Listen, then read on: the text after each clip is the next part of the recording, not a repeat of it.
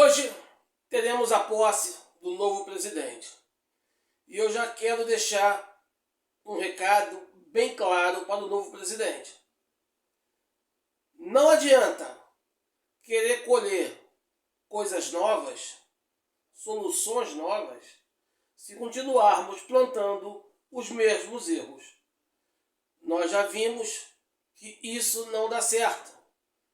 E nós vamos falar sobre esses erros. Quem sabe o novo presidente não ajuda a corrigi-los. Vem com a gente.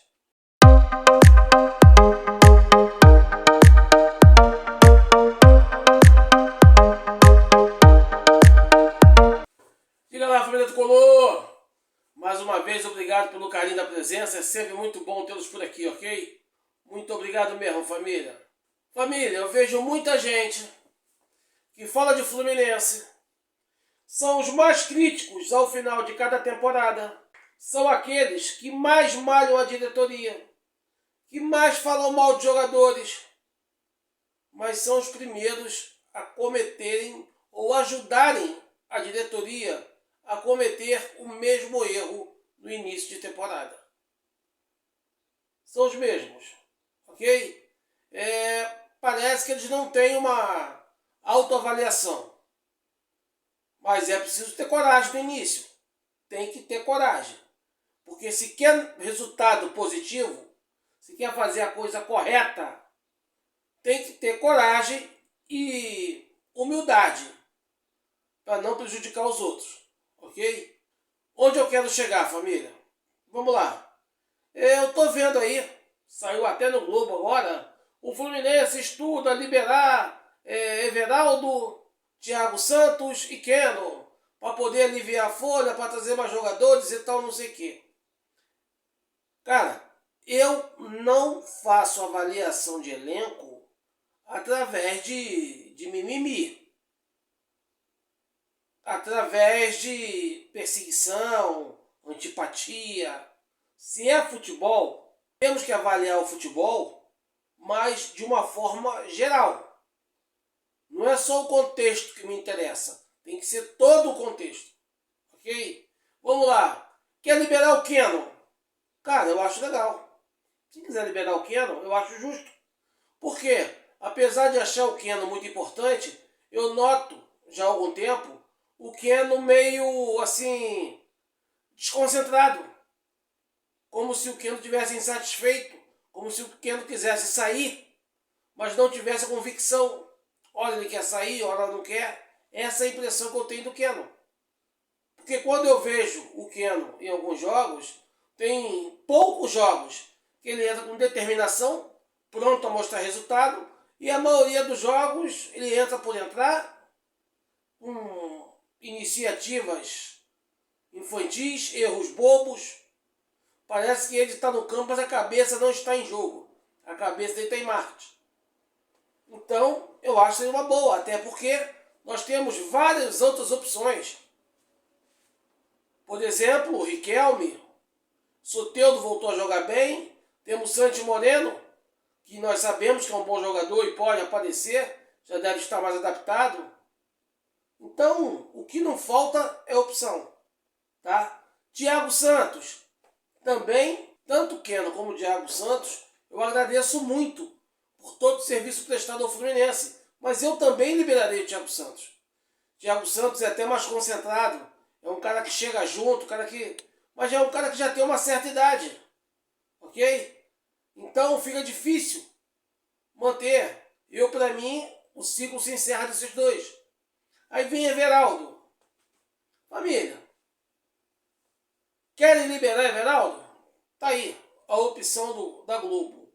Eu, no momento, discordo. Sabe o que eu discordo? Vou passar para vocês. Eu já passei para vocês aqui, durante esse ano, que agora o Zubeldia está começando a acertar o ataque. Já passei isso para vocês. Passei para vocês que o ano todo, de 2025, o nosso ataque foi sacrificado. Principalmente os centroavantes. Ora, era apoio de lateral, apoio de volante, apoio de zagueiro, mas lá na frente, para fazer gol, eles dificilmente chegavam. e quando chegavam já estavam sem perna. Essa é a grande verdade. O único jogo efetivo que eu vi os centroavantes atuarem em suas posições de origem foi esse último contra o Vasco. Mas, Portela, você fala isso porque você é fã do Everaldo? Não. Eu falo isso que é pra gente não dar soco em ponta de faca e não ficar gastando dinheiro à toa. Por quê?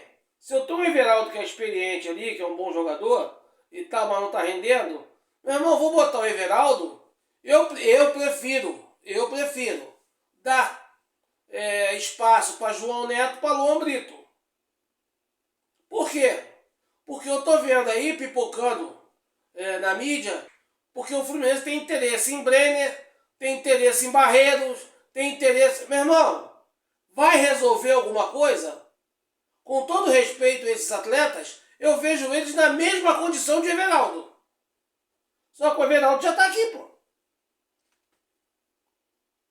Eu vejo eles na mesma condição do Everaldo. É o quê? Everaldo 2.0? JK 2.0? Eu acho eles na mesma condição. Ou até pior, o Everaldo já conhece o elenco. O Everaldo já está adaptado. O Everaldo não render esse ano, pode render o ano que vem. A mesma coisa do John Kennedy. Eu sendo fiel à minha avaliação, se o Zubeldia começar a botar o time para jogar pro centroavante, qualquer um dos 3 centroavantes que nós temos pode vir a dar a volta por cima. Pode vir a brilhar. Então por que abrir mão de Everaldo, abrir mão de JK, para trazer jogadores que a gente não sabe nem se vão ser igual? Porque melhor fica difícil. Eu ouço muito mantra, tem que vir para resolver. Tem que vir para resolver. E vocês acham que é uma grande possibilidade de Breno ou Barreiro resolver o problema de centroavante do Fluminense? Eu não. Vai trazer o Roger Guedes? Vai? Concordo. Se quiser trazer, eu concordo. Qual é a garantia do Roger Guedes resolver? Nenhuma. A probabilidade é bem maior. Claro. Óbvio. Poxa, se tiver que assinar pro Roger Guedes vir, é só me mostrar onde que eu assino agora. Mas eu tenho que ser sincero com vocês, cara. Eu não posso falar que ele vai chegar e vai arrebentar. Jogador nenhum tem essa certeza. Não existe essa certeza. Então, temos que ter mais inteligência, ok? Mais tranquilidade. É o que eu falei. O Keno já tem seus substitutos ali. É uma posição que nós temos muitas reposições. Não tem dor de cabeça. Thiago Santos, apesar de fazer um 2025 muito digno, mas devido à sua idade, o ciclo, na minha opinião, se encerrar com o Fluminense, está chegando ao fim, até porque nós já temos garotos da base pleiteando esse espaço. Nós temos o Luan Freitas, temos o Kaique Almeida, que fizeram um bom 2025 também, e nos respectivos clubes no qual eles atuaram. Nós temos o David Schutt pedindo passagem. Então nós temos muita gente ali, já com a mão na massa. Agora, para centroavante, nós não temos. Vai começar o Carioca agora. Quem me acompanha no canal sabe que desde finalzinho de outubro que eu já pedia para o Fluminense fechar um grupo para deixar ir treinando para ficar pronto para disputar o Carioca. Eu já peço isso há bom tempo. Agora que eles vão fazer. Eles vão formar esse grupo. Como é que seria esse grupo, na minha opinião? Pega aqueles jogadores renegados, que é o caso do Luan Brito que eu citei, do João Neto, do Wagner. Pega os que estão retornando de empréstimo, que eu citei, que eu acho que merecem espaço, merecem oportunidade. O Iago Ferreira, o Luan Freitas, o Kaique Almeida, o Lelê. E bota junto com essa rapaziada. Só que tem um porém, galera. Tem que dar moral para essa rapaziada. Se você não começar a dar espaço para eles agora, dar oportunidade de verdade agora, no início do ano, quando é que vai dar oportunidade? E esse ano ainda vai ser mais complicado, porque o Brasileirão já começa dia 28. O Brasileirão começa em janeiro. Então aquele tempo de maturação vai ser menor. Agora, são jogadores que, se um deles despertarem para o mercado, já vai ter valido a pena o trabalho. O Iago Ferreira fez um excelente campeonato carioca no Nova Iguaçu naquela oportunidade, foi emprestado para vários lugares, não deu certo e tal, mas é um jogador que nunca teve a oportunidade de fazer um jogo sequer pelo profissional do Fluminense. É um mau jogador? É ruim de bola? Eu não creio. Luan Brito e João Neto, que eu cito com frequência, são dois centroavantes que já mostraram faro de gols. Se eles fossem de péssima qualidade, não teriam chegado ao profissional. Ah, mas em outros lugares eles não renderam. Tá. Por que não aqui? O que impede de render aqui? Cara, é questão de oportunidade. Agora, a oportunidade, ela tem que ser dada de forma digna. Não é pegar 11 reservas, misturado com juniores, aí botar para disputar os jogos, e 2 jogos, eles nunca jogaram junto, aquele cata-cata, aí daqui a pouco fala, ah, não dá certo, olha lá. Cara, isso não é oportunidade, isso é sacrifício. Oportunidade é pegar os garotos no profissional, como, por exemplo, eu tenho impressão. Essa é uma aposta que eu faria. Que se pegar o João Neto, principalmente, ou o Luan Brito, e botar para jogar junto com o profissional, com o time titular, eu acho que eles poderiam ter resultado. Principalmente João Neto.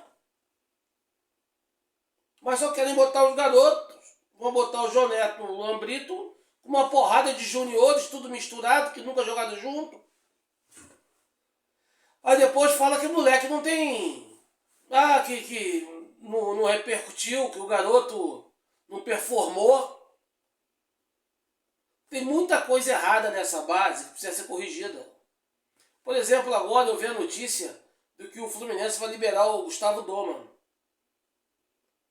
Cara, eu acho um absurdo isso. Até porque no passado bem recente, o Gustavo Doman era um moleque de Xerém, promissor, muito bem avaliado por todos. Aí eu faço uma análise que eu queria saber a opinião de vocês. Ontem eu comentei sobre a possibilidade do retorno do Scarpa.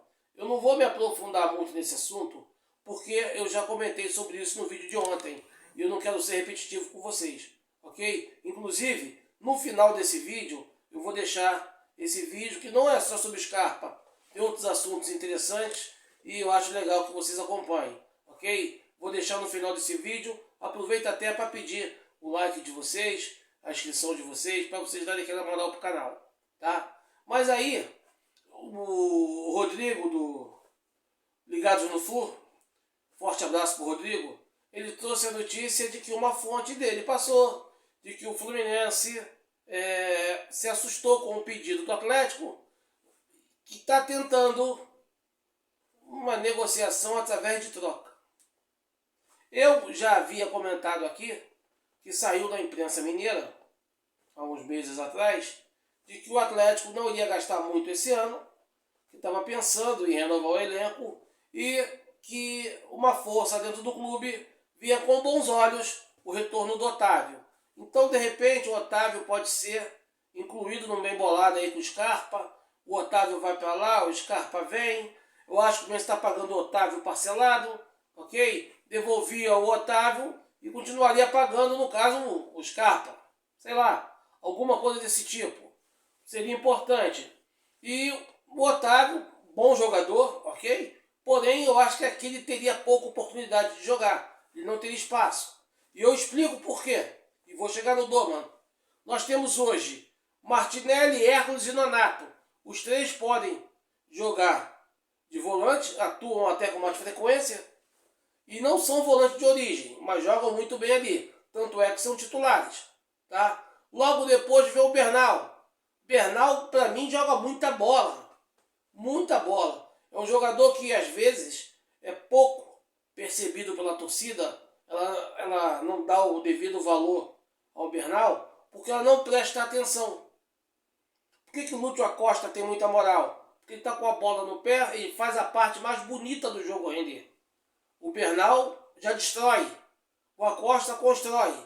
E o Bernal destrói. E às vezes a destruição ela não tem o devido valor reconhecido. Como, por exemplo, veja esse corte do Bernal. Rapaz, o perigo é imenso. Olha que precisão de desarme. Esse é Bernal. Esse jogador, na minha concepção, não pode sair do clube por nada. Nem ele, nem Lescano, nem Lavega. Esses garotos novos têm muito talento, ok? Podem ficar muitos anos no Fluminense e se quiserem sair, irmão, vão valer muito lá na frente. Vão valer muito, ok? Como nós já temos aí nossas pratas da casa, vemos o Martinelli aí, que eu já comentei com vocês, Martinelli e Hércules não podem sair de forma alguma. Aí tem um dia que o Cruzeiro quer Martinelli, outro dia Palmeiras quer Martinelli. O Vitor Hugo ficou no Fluminense, ninguém queria Vitor Hugo, né? Nem o Mano Menezes, trouxe ele pra cá, queria. Porque foi pro Grêmio e não levou. Né? Complicado, né, rapaz? Mas deixa o Martinelli no Flusão. E além desses jogadores, temos o Gustavo Doma. Cara, é um jogador muito promissor. É um garoto cheio de moral, capitão da base. E eu não entendo, eu não vejo um motivo sadio, vamos dizer assim, que possa ser sadio do Fluminense liberar o jogador assim. Ou então, tem algumas coisas de bastidores, alguns problemas internos que a diretoria quer abafar, não quer trazer para todo mundo.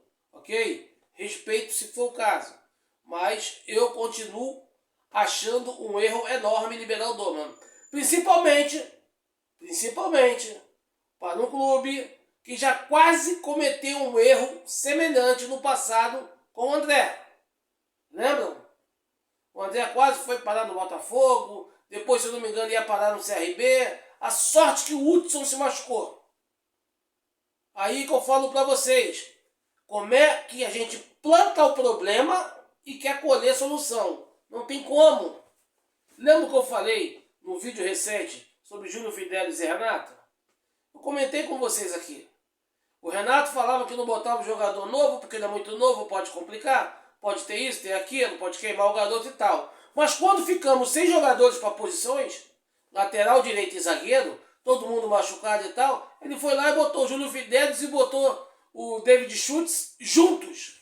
E no jogo encardido contra o Bahia na Fonte Nova. E os dois jogaram demais, dando conta do recado. Depois, no segundo jogo, de novo, jogaram demais. E nunca mais tiveram oportunidade. Ocorreu o mesmo com o André. O André está no clube, mas não tem valor. É da base, mas não tem valor. Manda embora que não tem valor. Mas, daqui a pouco, o volante se machucou, o Hudson se machucou, não tinha opção, e bota o André. Aí o André entra e arrebenta. Fla-Flu, logo de cara, entra e faz o gol da vitória. E ganha moral e vira aquele monstro que a gente conhece hoje. Mas tudo começou assim, numa situação semelhante à que se encontra o Doma hoje. Vamos cometer esse erro de novo? Vocês têm certeza mesmo? Eu pensaria 2 vezes. Ok? Eu pensaria e muito sobre essa situação. Porque o que mais me preocupa, aí daqui a pouco, prejudica a evolução da equipe, prejudica a confiança, a credibilidade do elenco. Aí a diretoria vai fazer igual fez em 2024, quando demitiu o Diniz, vai descobrir a merda que ela fez. Aí, desesperada, vai querer trazer um retranca Menezes da vida, que é pro cara vir botar 500 zagueiro, jogar com medo, bunda na parede, passa a ser a tônica. Cara, eu acho que o Fluminense é bem maior do que isso. Eu acho que o Fluminense é muito maior do que isso. Mas vamos aguardar para ver. Essa é a minha opinião, ok? Essa é a minha posição. Antes de querer mandar Everaldo embora, mandar John Kennedy embora, irmão, vai trazer quem? Vai trazer quem? Vai fazer campanha e mandar os caras embora? E quem vai trazer para resolver? Breno? Barreiros? Irmão, eu prefiro, pelos nomes especulados até o momento, que eu estou vendo aí que possa ser real, eu prefiro, continue a rapaziada que está aí, vem o Lelê, a Lelê vai ser aproveitado para o ano que vem, eu já tinha dito isso aqui, ok? E não era furo de reportagem, é apenas uma análise que eu havia feito, porque o Lelê, ele passa a ser interessante, porque ele é uma característica diferente, ele é um jogador de mais velocidade do que nós temos hoje, é um jogador da bola aérea sadia, ele consegue ter uma bola aérea até mais alta do que a do Everaldo. Bem, eu já havia dito isso aqui, para mim não é novidade. Eu acho que é um acerto do Zubeldia manter o Lelê no elenco. Mas vamos ver, vamos aguardar. Peço a vocês aí, antes de ir embora, que deixe o like, se inscreva no canal, dá aquela moral pra gente. E aquele comentário inteligente que só você sabe fazer. Você concorda que 2025 o nosso centroavante não foram bem, mas que eles também foram muito prejudicados pela forma de jogar dos nossos treinadores? E que para substituir algum deles, poxa, tem que ser alguém que venha com a possibilidade de resolver e não com a possibilidade de ser mais um. Mais um não interessa. Pelo menos para mim não interessa. Mas eu quero saber a opinião de vocês. Valeu? Vou ficando por aqui. Forte abraço. Tamo junto, Fusão. Lealdade tricolor sempre. Até a próxima, família.